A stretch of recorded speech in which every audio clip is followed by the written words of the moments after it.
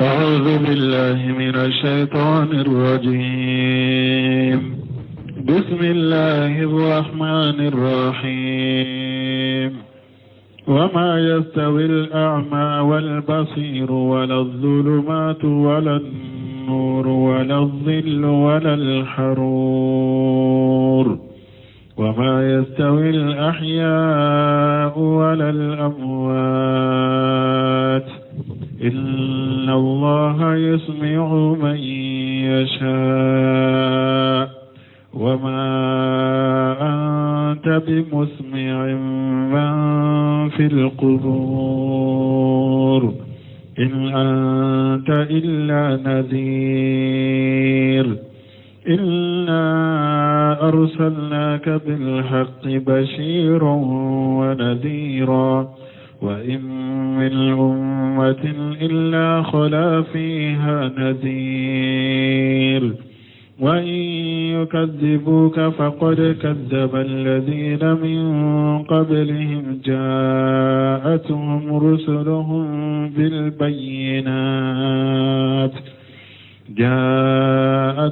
رسلهم بالبينات وبالزبر وبالكتاب المنير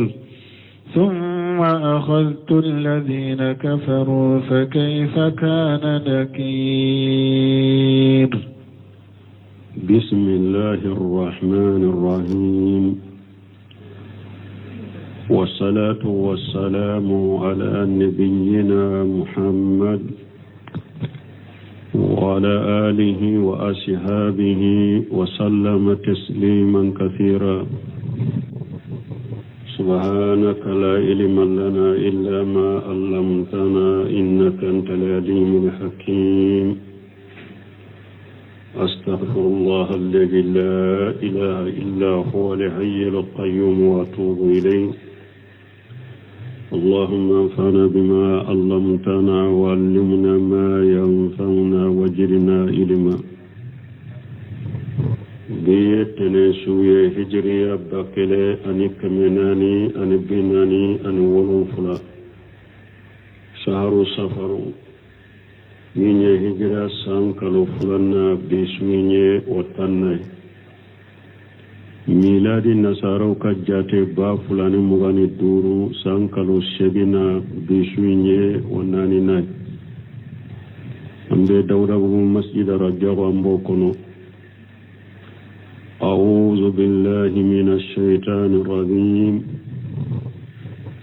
وما يستوي الأعمى والبصير alako fiñeto woni mogo min be yeli ke te kelene wala julumatun wala nuru dibium ani noro fana te kelene wala li jillu wala li harur sumaya ani tile fana te kelene وما يستوي الأحياء ولا الأموات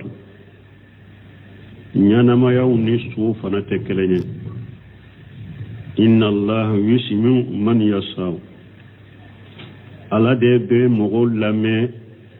kila faamu delilaw la ki kanda kata delilaw lamene nu faamuli la ala ye mogo min kanu wama anta bi musmi man fil qubur kide mogo munu kafiru munu ñanamayra u ka kafiriya ka kasa u ka kafira ka n'u be kaburu kono ete se ka ulu lameli kanda kuma la n'u be kanda mogo munu be kaburu kono n'u sara u be kaburu kono ete se ka kuma fo n'u be se ka kuma min mɛ n'a b'u nafa maana b'o cogo de la ala ye min dani kafiriya ye ko a be sa ka kafiriya ka de ete se ko kanda. ini anta illa naziru eka cidenya kunte foye fo eye baga likela de mo munum be siralanye kulu baga inna arsalnaka bil haqqi bashira wan nadhira cidenne ala yicini cinyade eka itugo bagawo ani ala bato bagawo ka wulun ni sonjani ferawye والنذير يسوس بغاو يكولو بغبغا كبوجانغا كتوما وإن من أمة إلا قلا فيها نذير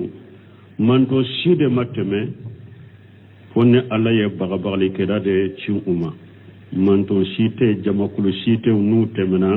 ni bagabagali kilani ciden do de macuna way nyukajibuka ni makka kafiru ye egalon tigeya faqari kajabal ladina min qablihim galon tigeya le madamina ela mogo munun temena ulunye ulu fana yu ka ciden galon tigeya de jaatuhum rusuluhum bil bayyinati ukachide unni delela jele unde nanuma delela munum de bangelike obe juburi ukachide unni kitabu de nanuma cide cira ala ye kitabu do de jigika ibe milla sheka mugoma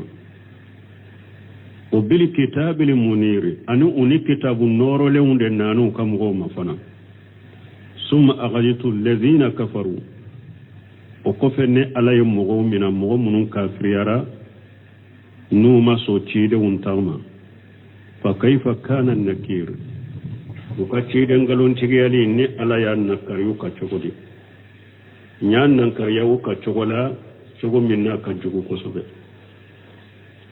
ibn kasir katta usiri la ko yaqulu ta'ala ako ala ko musammin koro taleno kama la tastawi hadhihi al-ashiya المتباينات المختلفة كم نكون نو تكلني تقومي كم نو بولن نيوغون كرو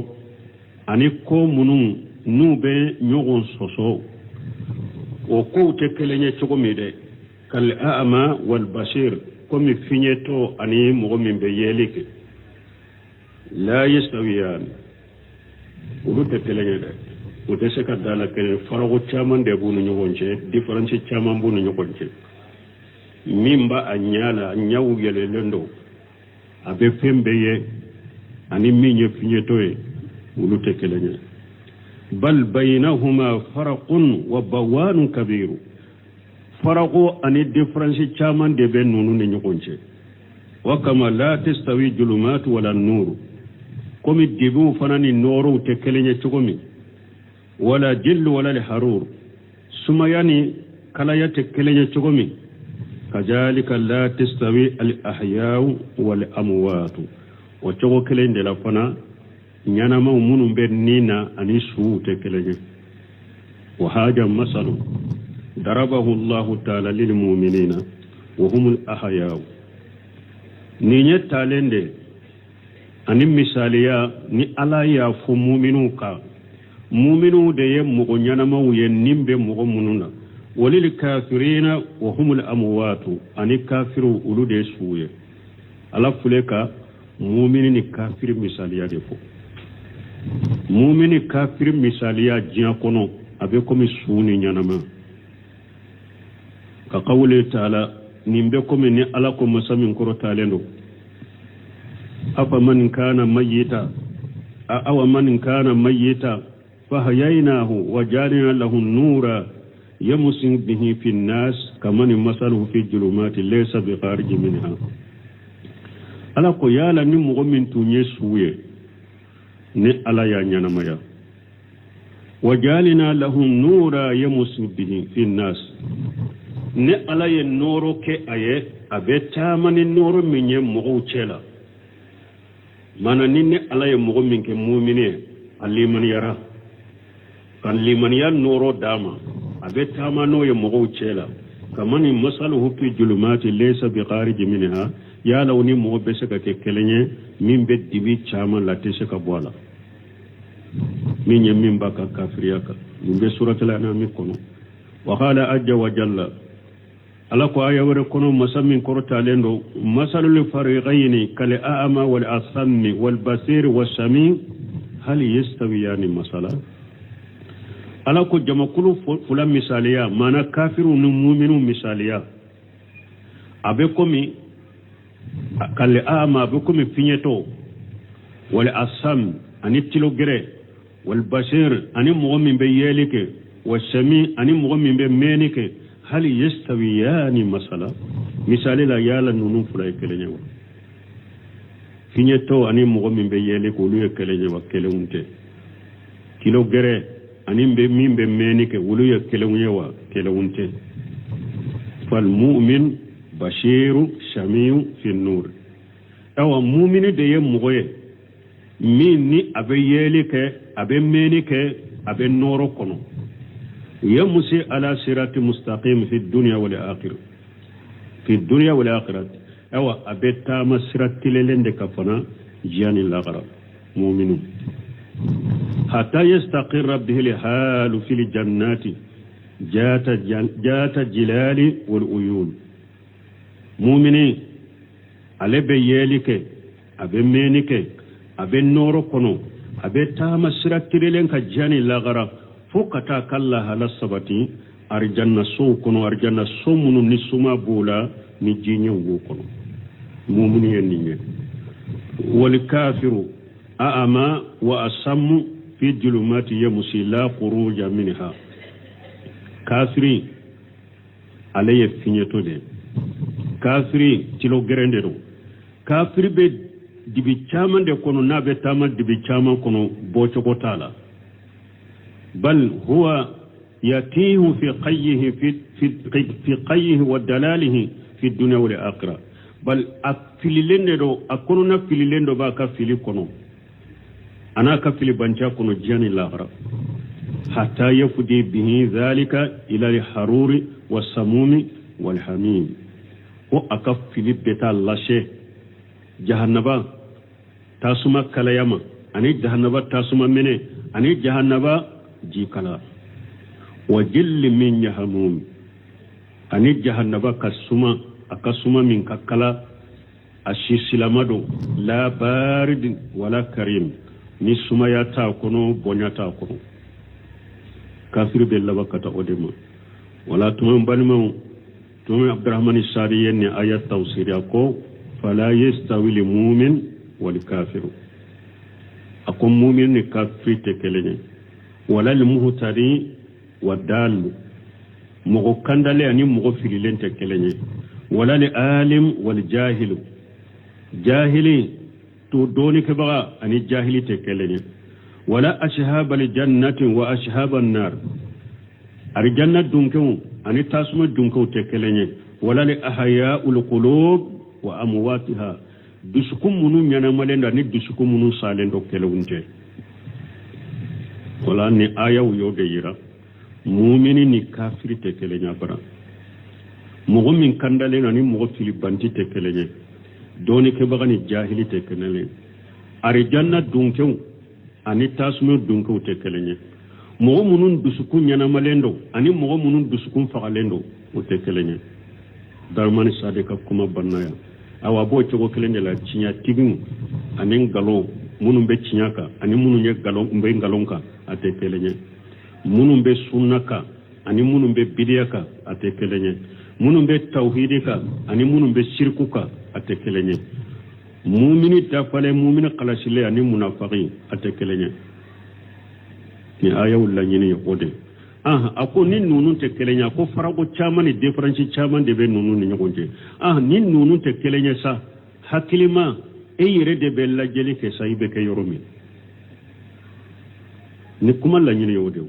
nan ko nunun te kelenye hakilima de ba la je sisa nunun na nu te kelenye ni farago chaman ni difference chaman de bunu ngonje e be ke minye nunun na sa e yere de bo suganti yere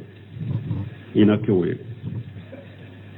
وقوله نعلق إن الله يسمع من يشاء أي يهديهم إلى سماء الحجة وقبولها والانقياد لها على دبي مغكندا كتا دليلون كلما كفامو كمنا ككلو كتو ككلمة على دبي مغكندا كتو مغمنياجيا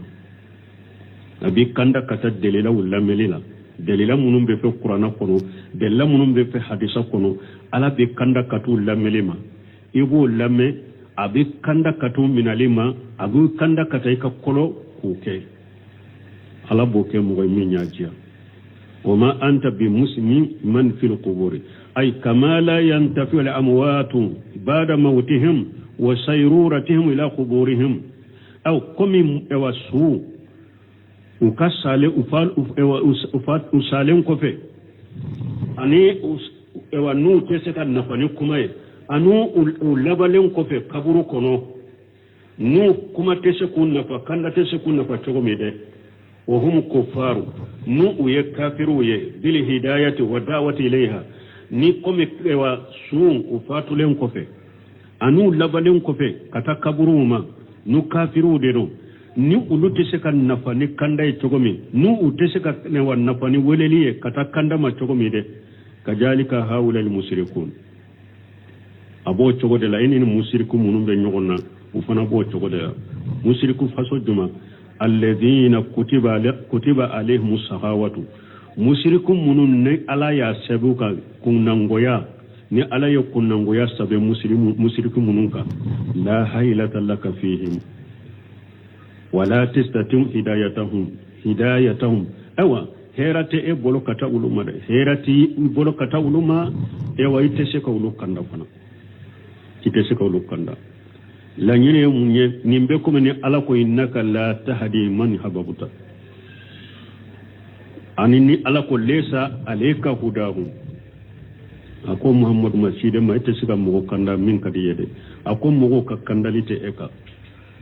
donc ala ya yiraya ni komi ni hada maden sara na donna kaburu kono akafiri la ma donna kaburu kono ni al kanda teseka na fa chogomi ni ya wele kata kanda ma teseka na fa chogomi de awa mushriki mun fana ni ne ala yel kunango ya de sabaka ko ate tubi de ika dawate foynya uma fereti bolo katoma de fereti bolo katoma itese ko kanda ini anta illa nadiru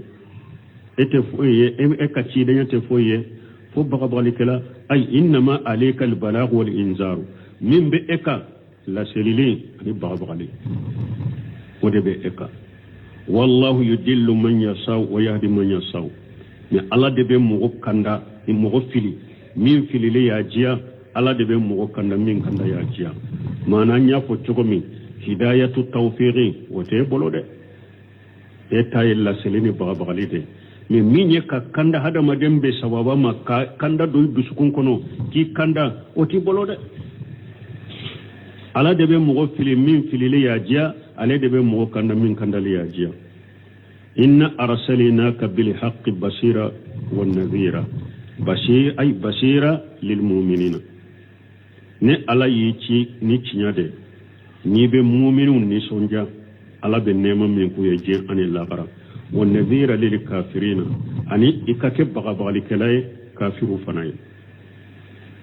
wa in min ummati illa qala fiha an-nadhir ay wama min ummati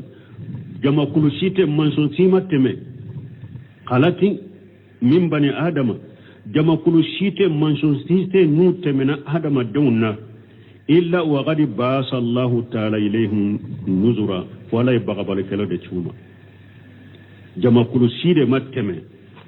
hadama dawna manton shide mateme hadama dawna fo ala yabqabal kala de chuma wa jaha anhum al ilala minye ewa fenye hojawe ka hoja be takabu ubolo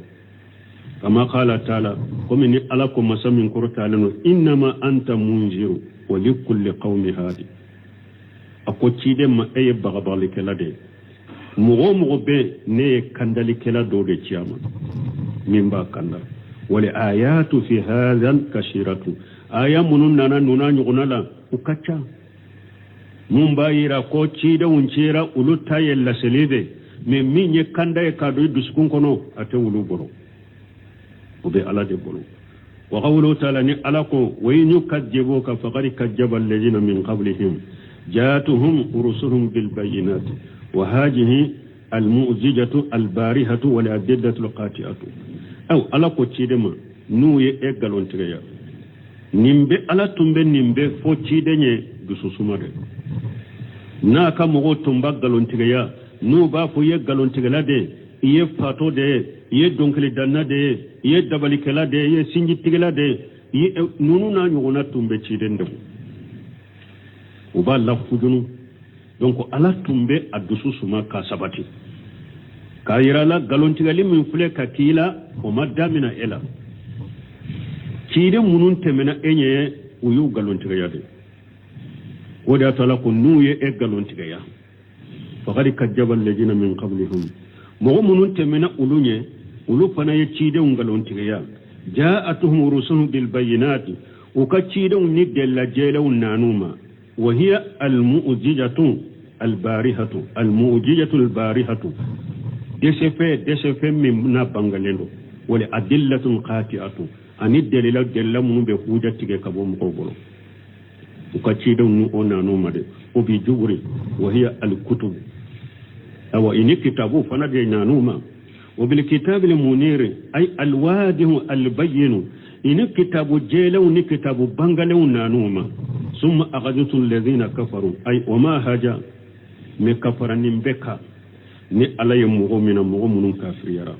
ay wa ma haja kullihi kajaba ulaika ursulahum ewa kafara nin beka ni cidenw ni delira jelew nanu ka mɔgɔw ma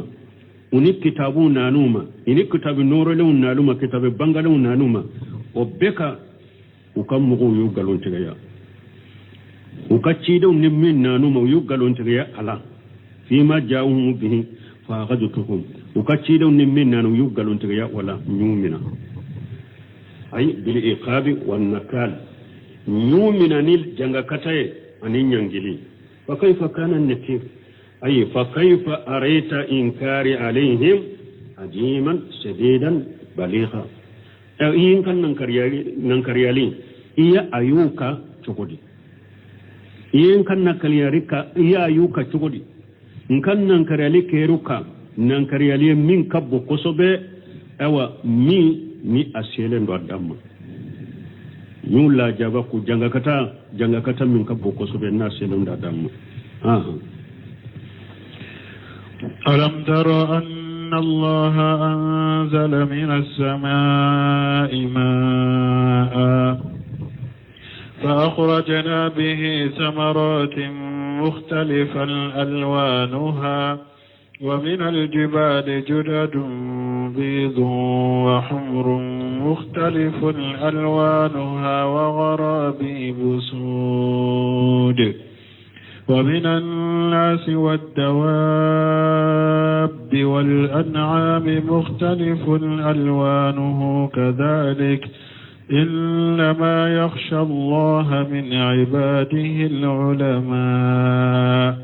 إن الله عزيز غفور ألم ترى أن الله أنزل من السماء ماء ألا كوي ما يوا ألا يجي جيجي كبو سانفي mais diɲɛ sankaba ji in tɛ bɔ san in yɛrɛ kɔnɔ de sanfɛla in kɔnɔ ji in bɛ bɔ san ni dugu ni ɲɔgɔn cɛ de ji bɛ bɔ kabanɔgɔ de la komi kabanɔgɔ in bɛ e sanfɛ de ala b'a fɔ mina sama ye sinon san yɛrɛ diɲɛ sankaba in yɛrɛ tɛ ko ji bɛ bɔ la ji bɛ bɔ diɲɛ dugukolo san ni dugu cɛ de a bɛ bɔ kabanɔgɔ de la komi kabanɔgɔ bɛ e sanfɛ de ala b'a fɔ mina sama ye ema ye ala ye ji jigi ka bɔ sanfɛ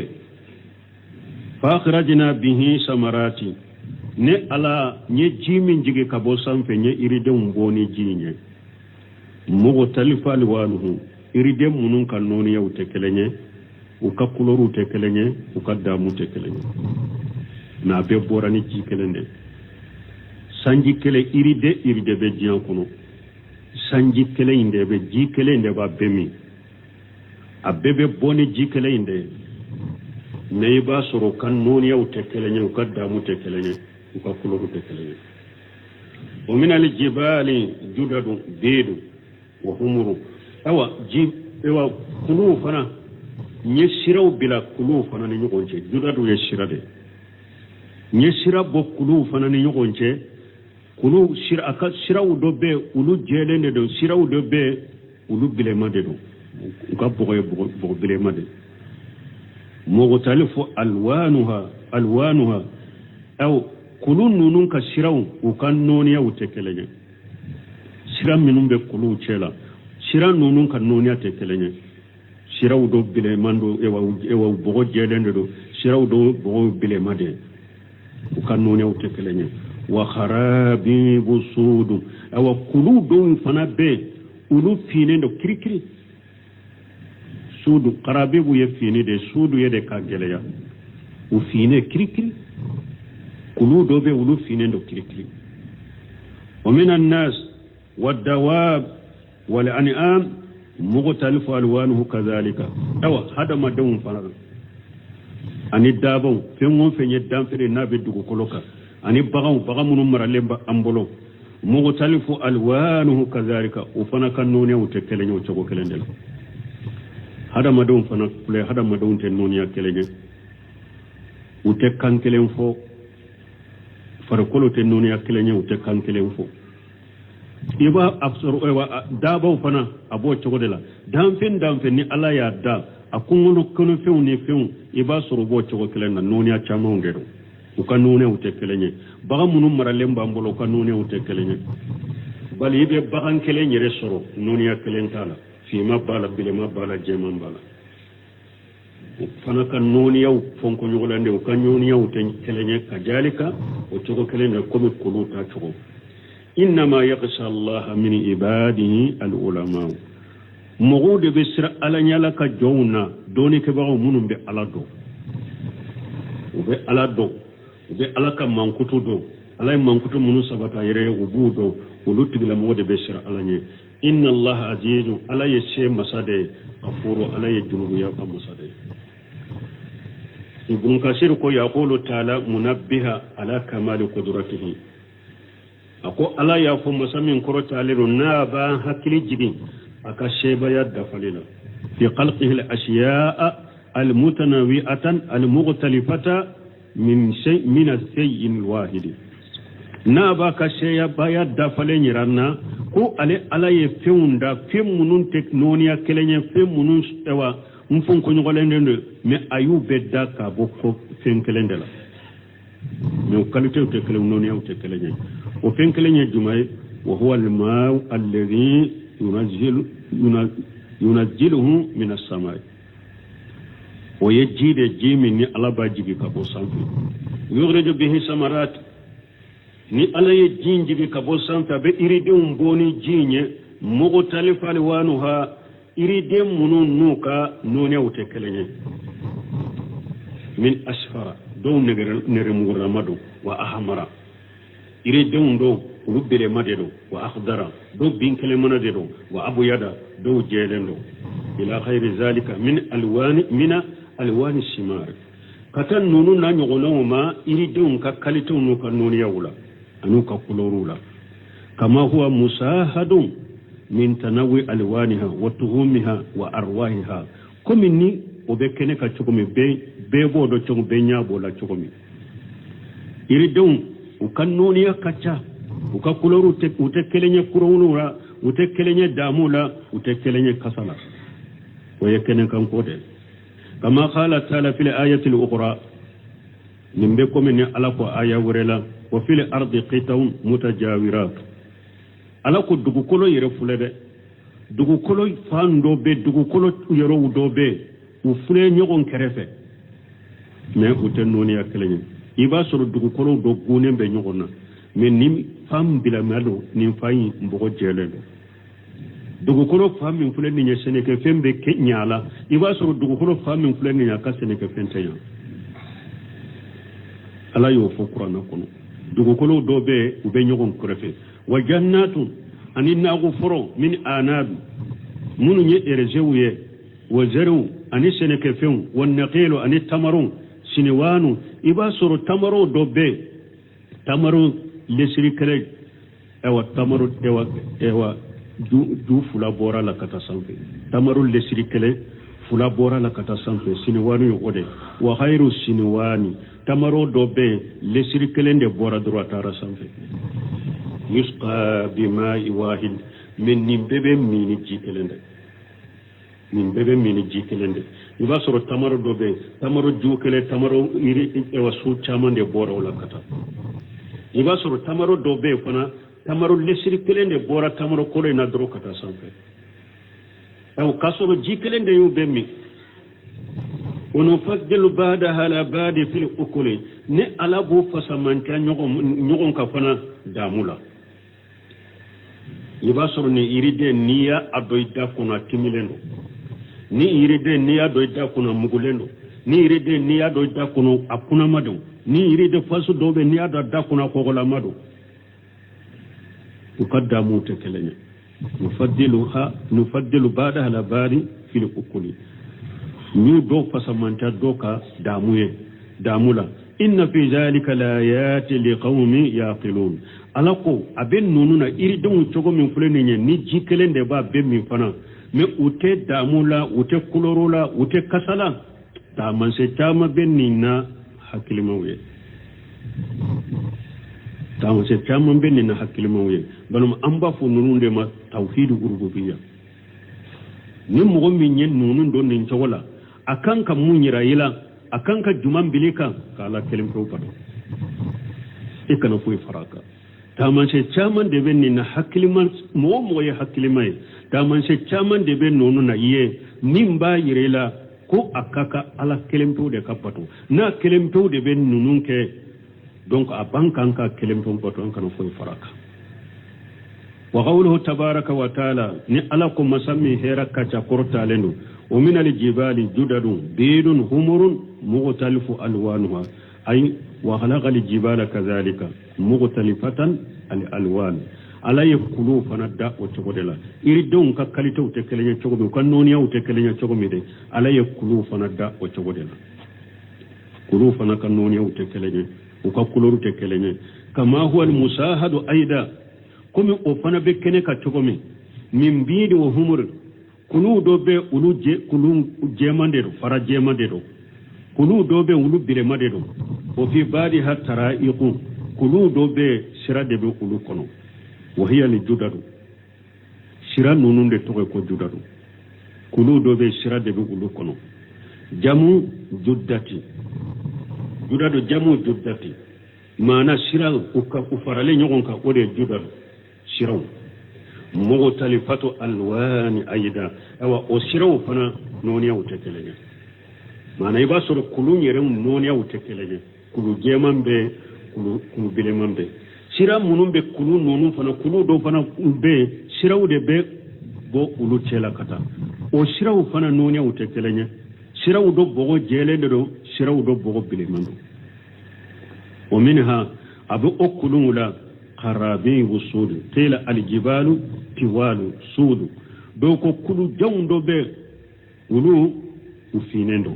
وقال ابن جرير والعرب إذا وصفوا الأسود بكسرة السواد قالوا أسود قريبيب ابن جرير كوكو عربون كنو أولو به فم من كتون كو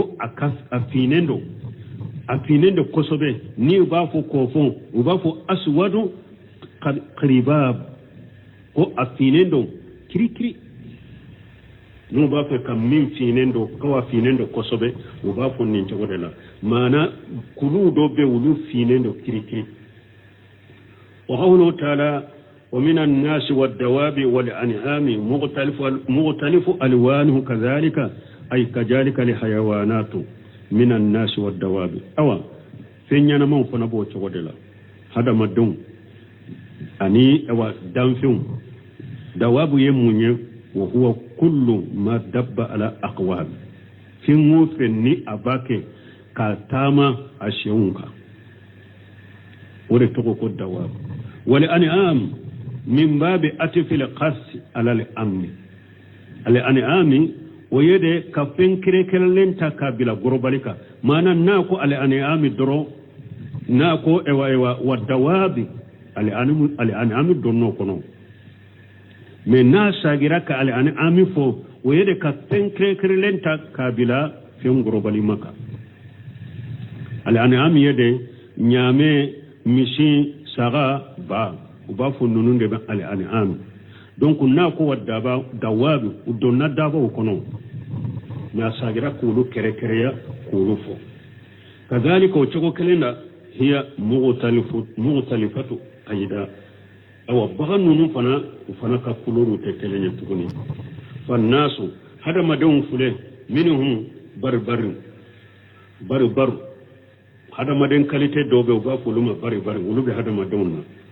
wa hubus hada maden kalite dobe ba fu hubusu arabu ba fuma hubusu obe wa tumtum fi qayyati sawadi hada maden faso dobe ba fu tumtum mana munun finendo kirikiri wa sagaliyatun hada maden faso dobe ba fu mulum sagaliya wa urumi anu urumin fi qayyati albayadi sagaliyan anu uruben ulu fana jelende do kosobe wal arab bayna zalika arabu fana ube finini jeyalini nugonce wal hunudu duna zalika indin fana ulu fana ka tawa jeyali bi arabu tafro ولهذا قال تعالى في الآية الأخرى نند قصلك آية ورلا واختلاف ألسنتكم وألوانكم إن في ذلك لآيات للعالمين alako hada madon akan new fonko nyoga yani min fulani nye mana nate ewa kankele unfo ate kankele una akan luga ute kelenye dobe français fo dobe anglais fo dobe ewa maraka fo dobe bamuna fo dobe arabu fo dobe sinawa fo wala akan new fonko nyoga min fulani nye wa alwanikum anakan noni yaw kuluru fonko nyoga yani min fulani nye inna fi jalika layati lil alimina taman she chaman be nununna doni ke bagawiye mo munu ye doni ke bagawiye hada ma do note langi kelena o te kankelen fo o kan noni ya o te kelenye nim mo ye doni ke bagaye taman she chaman be nununna nimbe alaka masaya irela na ka shebaya nimba wajibi kai ka ala kelim ko pato kan fo bato ka faraka wa kadhalika dawab wala an'am abo chogola dabon dan feunto ani baga maralew mughtalifatu alwan awa ufana kan noni au tekelenya hatta fil jinsil wahid awa har kalite kele mana mishu dama yere fula ute kuloro kelena nyame dama yere fula ute kuloro kelena saga dama yere fula ute kuloro kelena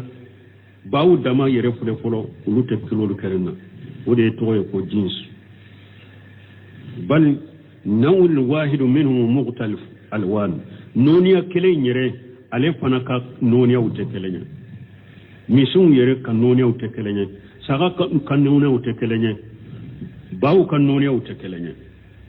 بل الحيوان الواحد يكون ابلغ فيه من هذا اللون وهذا اللون بل فغان حد ايوا كنينا مون دوبي bagan do yere be bagan kele anya fo chogomi iba soro kulolu kerentala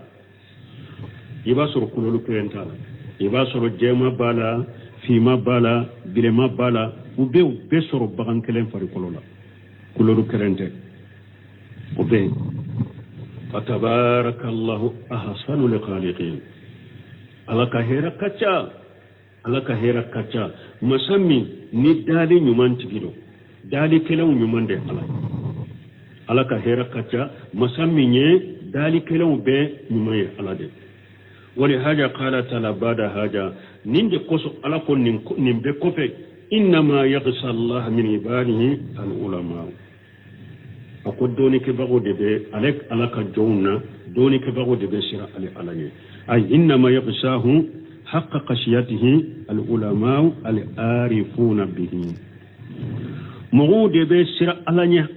alanya siranya haqiqa na aranya siranya ka hakena haqiqa la mugu munun be alado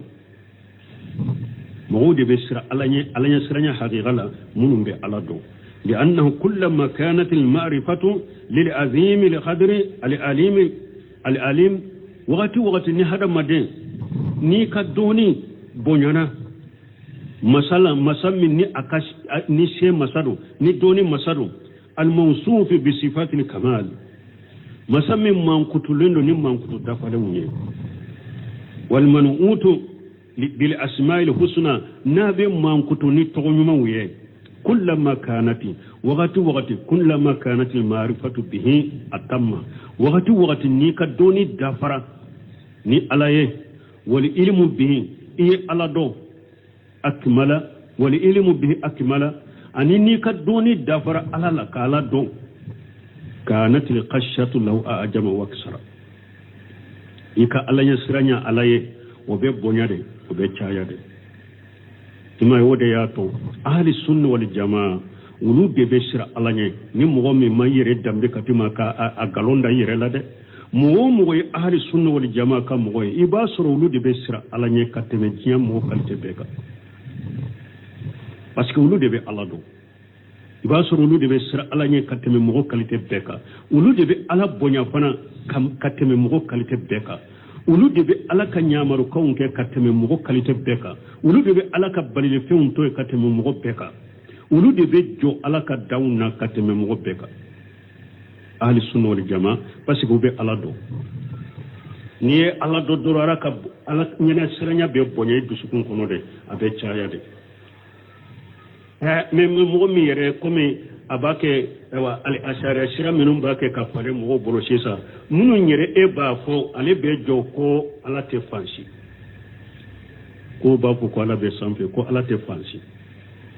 nin tigi ye ala nagasi e ma se ka ala do nimbe se ka sira la nimbe se ka la bonya e ma ni mala bonya de pini yoro la do fana ba ko ala be yoro be nunu mala do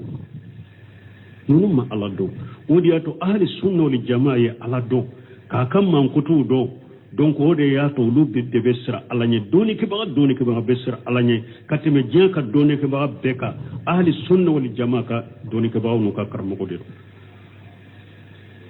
imay hadi la dar tigi ko ika tugulu de ko ako kana tugu doni ke ba wore ko de tugu muhammadu ka sunna mo munun tugura ciden ka sunna kan karamo munun tugura ciden ka sunna ko alagdari tigi nyere ko koy ka tugulu ko de ulu de be sira la nyokoy ulu de be sira la nyede ulu de be ala do ulu be ala ka mankutu do ewa ulu de be sira ala nye mo te ala do te ala ka mankutu do te sira la nyokoy ala kanke ala nye sira bagay kanke ala dom bagaw ye na ka mankutu na ka to nyuma wuye إن الذين يتلون كتاب الله وأقاموا الصلاة وأنفقوا مما رزقناهم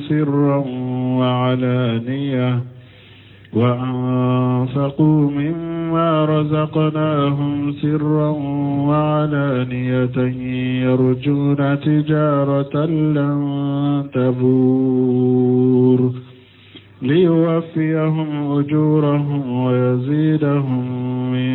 فضله إنه غفور شكور ni ambeta bon kasiri katta sir la direti wakati koso wakati surnyana yughbiru ta'ala an ibadil mu'minina ala ban kibariya ka bo ka jom mu'minuma alladhina yatluna kitaballahi alladhina yatluna kitabahu ala kam mu'minun munumbe ala ka kitabu kala wa yu'minuna bihi ubelli mane ala ka kitabu nyefana wa ya'maluna bima fihi min be ala ka kitabu kuno be barakena innal ladhina yatluna kitaballahi mu'minun be ala ka kitabu kala ka barakena ka kala ka do ka barakena wa qamu salata ويسلنا تاچولا وانفقوا مما رزقناهم سرا وعلانية ala yu garjege na folo minna ube ni doni dedo ube ni joyoro dedo ويا دون نفقاتي على كما غندوني بانغلا يرجون التجارة نونون تلمو وهكلي بجاغولا وجيغي بجاغوكا وجيغي بسركا لن تبورا سرمي وتترلالا ليوفيهم أجورهم pour ala ku kasara dafuye yawmal qiyamah do kataka duma o yajidahu min fadlihi anu ukasara jidi ayre ka fasamancala innahu ghafuru alaye junubu ya fa bagade shakuru alaye barikada masade niye bara fitini doke alaye akrasila durala bi sarala ورياتو بن كثير يخبر تعالى عباد المؤمنين الذين يتلون كتابه ويؤمنون به ويعملون بما فيه اقول بان كباريا كابو اكجو مؤمنون منو على كتابو كلا اقولو ويا كلا كدو ولي منناي ويبارك ناي ويبارك نفني من بقرآن كنو من إقامة الصلاة صلي جولي بقرآن كنو يبارك ناي والإنفاق مما رجعهم الله تعالى في الأوقات المشروعة الليل والنهار أو نفقة لكل من بقرآن كنو فنا نايون يا مريانين ni alay garjaga min kan nafaqati uyo fanake nafaqati mununye sariya ye ewan nafolo do yoroke mununye ha suni tile ugu kan nafolo nafaqati gundoni bange sirra wala niya gundoni bange yarjuna tijaratan lan tabura ay yarjuna sawaba inda Allah la budda min husulihi uyabara munun ken chogola ube sara jigin utigi alafe sarabi وتبردالا وباصرده كما قدمنا في أول توسير عند فدائل القرآن أقولكم عليه يافو توسير فلولا تقوم قرآن فسمانجالا أنه يقول لصاحبه أيافو قرآن دامنالا بنكسير يافو قرآن دامنالا ويوم القيامة دوبا فو قرآن دونكي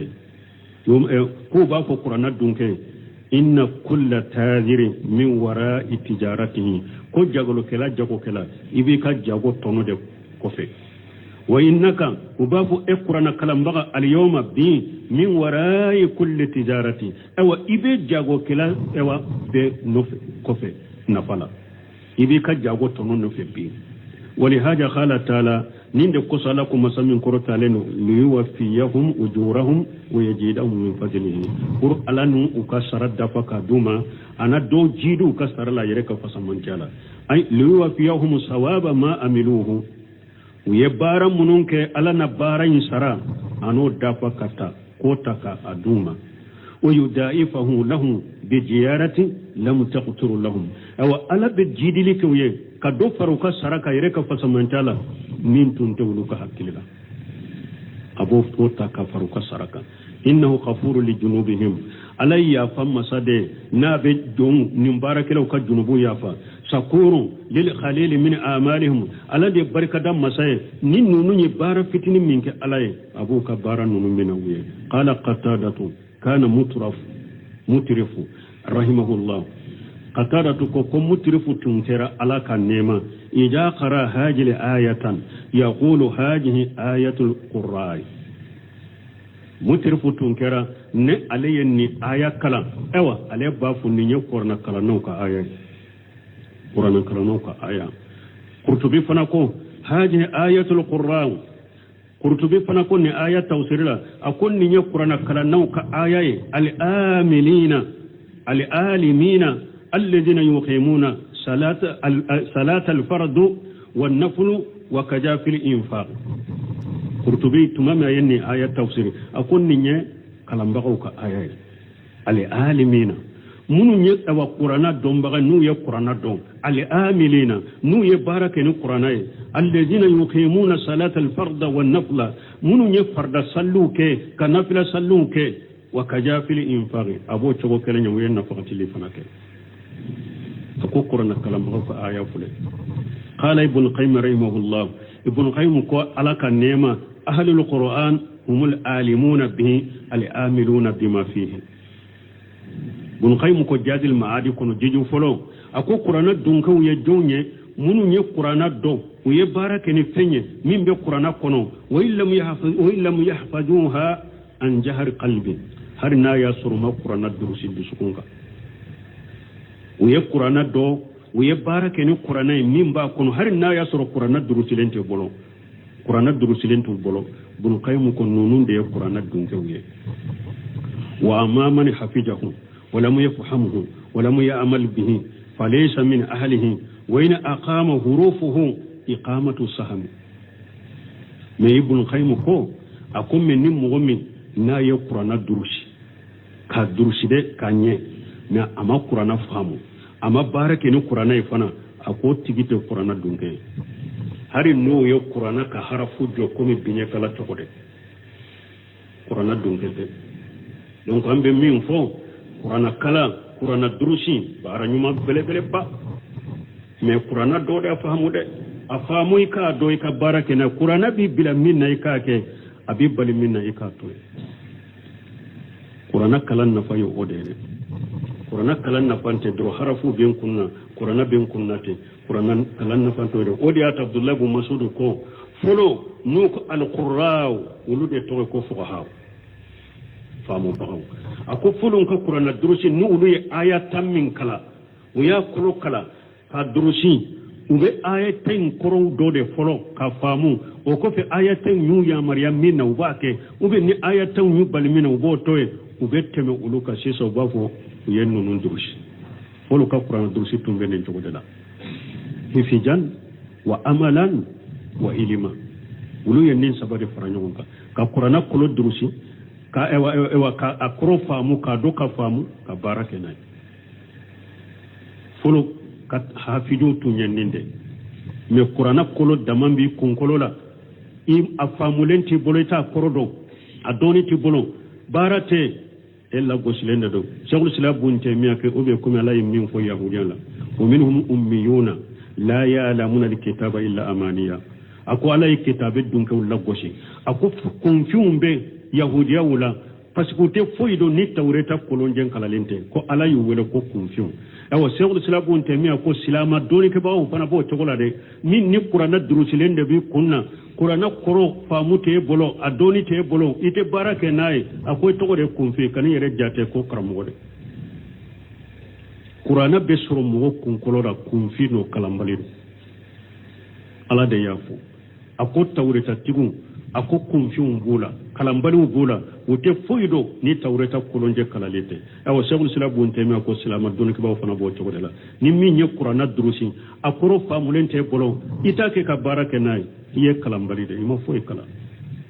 kani yere jate mun kalambali yere bali ma kaba kota qur'ana durusiri law kule illa marahim rabbi ala hinna kelen mununa qur'ana kule do kunna foy mangelu man ni parda salli sallilite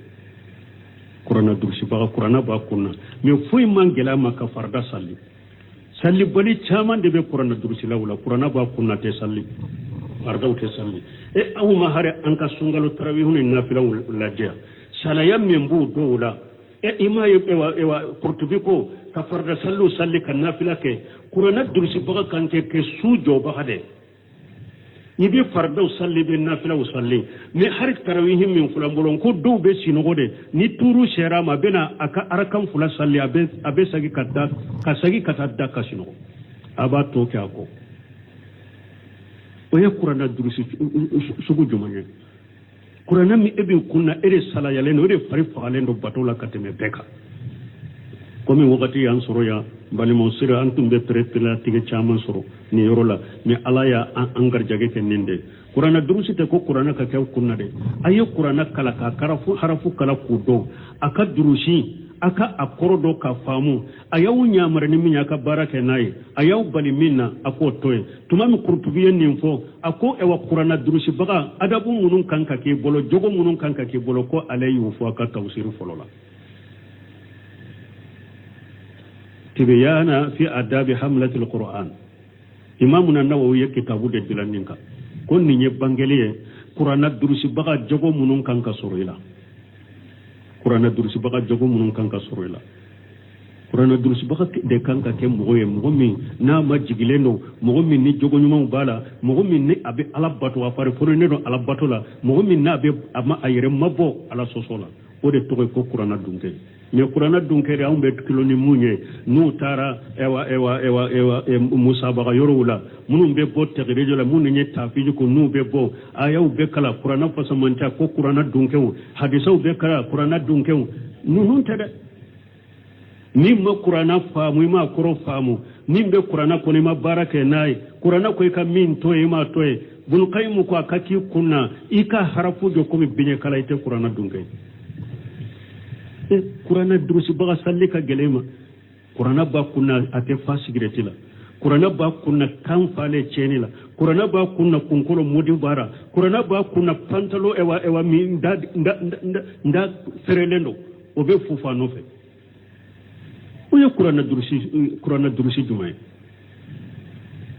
qur'ana ba kunna ni awa bolote bogotini do kanna yamfe bolobe musomani do kanna yamfe eye qur'ana durusi la sugu jumay ala kan kisala kan tanga ala kam la famu an ka dina la subhanaka allahumma rabbuna bihamdika ashhadu an la ilaha illa anta astaghfiruka wa atubu ilayk. سورة الفاطر آيات كنوتو. أعوذ بالله من الشيطان الرجيم. بسم الله الرحمن الرحيم. وما يستوي الأعمى والبصير ولا الظلمات ولا النور ولا الظل ولا الحرور وما يستوي الأحياء ولا الأموات إن الله يسمع من يشاء وما أنت بمسمع من في القبور إن أنت إلا نذير إنا أرسلناك بالحق بشيرا ونذيرا وإن من أمة إلا خلا فيها نذير وإن يكذبوك فقد كذب الذين من قبلهم جاءتهم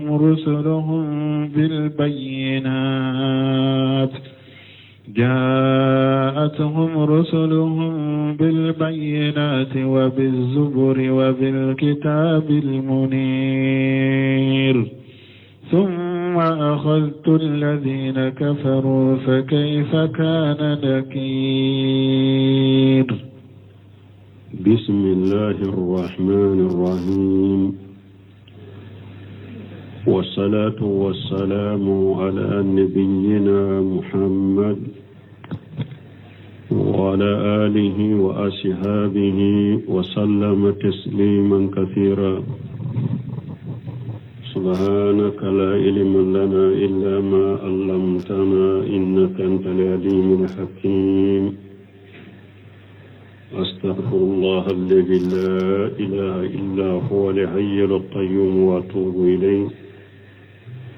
اللهم انفعنا بما علمتنا وعلمنا ما ينفعنا وزدنا علما. بيتنا سوية هجرية باكلة أني كمناني أني بناني أني ولنفلا شهر سفر من هجرة سانكالو فلنا بسويني وطنّي ميلادي نصارو كجاتي با فلاني مغاني دورو سانكالو شبنا بسويني وناني ناي ونبي دورة مسجد رجاو أمبوكونو. أعوذ بالله من الشيطان الرجيم. وما يستوي الأعمى والبصير ألاكو فينيتو ونمو من بيالك تكلنا ولا الظلمات ولا النور دبيهم عن النور فنتكلنا ولا الجل ولا الحرور سميا عن التليفون تكلنا وما يستوي الأحياء ولا الأموات نيانما يوم نسو فنتكلنا إن الله يسمع من يشاء. على دب مغول لما كلا فامو دليلولا كندا كتا دليلولا من نفامو للا على يمؤمن كما وما أنت بمسمع من في القبور. كده مؤمنو كافر منو نيانمايرا وكا كافريا كاسا وكا كافرا كنو بقبرو كنو eteseka ulul lameli kanda kumala nube kanda mogomunum be kaburu kono nu saro be kaburu kono eteseka kuma fo nube seka kuma mimme na bu nafa mana bo chogode la alaye min dani kafiriya ko abe saka kafiriya kade eteseko kanda ini anta illa naziru eka chidenya kunte foye fo eye baga bagali kelade مؤمن بشرالني قولوا بغا إنا أرسلناك بالحق بشيرا والنذيرا ciden ne ala ye cini cinyade yaka itugo bagaw ani ala bato bagaw ka wulun ni sonjani herawye wan nadhira isoso bagaw ikawlu bagawa kabo janga katawma wa immi ummatin illa qala fiha najiru man to side mateme fonne alla ye bagabagali kedade ci umma man to site jamakulu site nu temena ni bagabagali kelani ci den do de macuna way ñu ka jegoka ni makka kafiru ye e galon tigeya faqari ka jabal ladina min qablihim galon tigeya le madamina ela mogo munun temena ulunye ulu fana yu ka ci de galon tigeya de jaatuhum rusuluhum bil bayyinati ukachide unni delela jele unde nanuma delela munum be bangelike obi juburi ukachide unni kitabu de nanuma cide cira ala ye kitabu do be jigika ibe milla sheka mugoma o bil kitabil munir anu uni kitabu noro le unde nanu kam goma fana summa aghaditu alladhina kafaru o kofene ala yum mugomina mugomunun kafiriyara numa so cide untama fa kayfa kana nakir uka cide ngalon tigiyali ne ala ya nakariyu ka chogodi nyan nankariyu ka chogola chogo minna ka jugu kosobe ibn kasir ka tawsir la ko yaqulu taala ako ala ko masamin koro taleno kama la tastawi hadhihi al-ashya' al-mutabayinatu al-mukhtalifatu komin nin ko nu te kelenye chogo mi ko munu nu bole no nyogon koro ani ko munu nu be nyogon soso o ko te kelenye chogo mi de kal a'ma wal basir komi finyeto ani mugomin be yelike la yastawiyan ulu te kelenye de o te se kadala kele farago chaman de bunu nyogonche difference chaman bunu nyogonche mimba anyala nyawu yele lendo abe pembeye ani minye finyeto e ulu te kelenye bal bainahuma farqun wa bawanun kabir farqu ani difference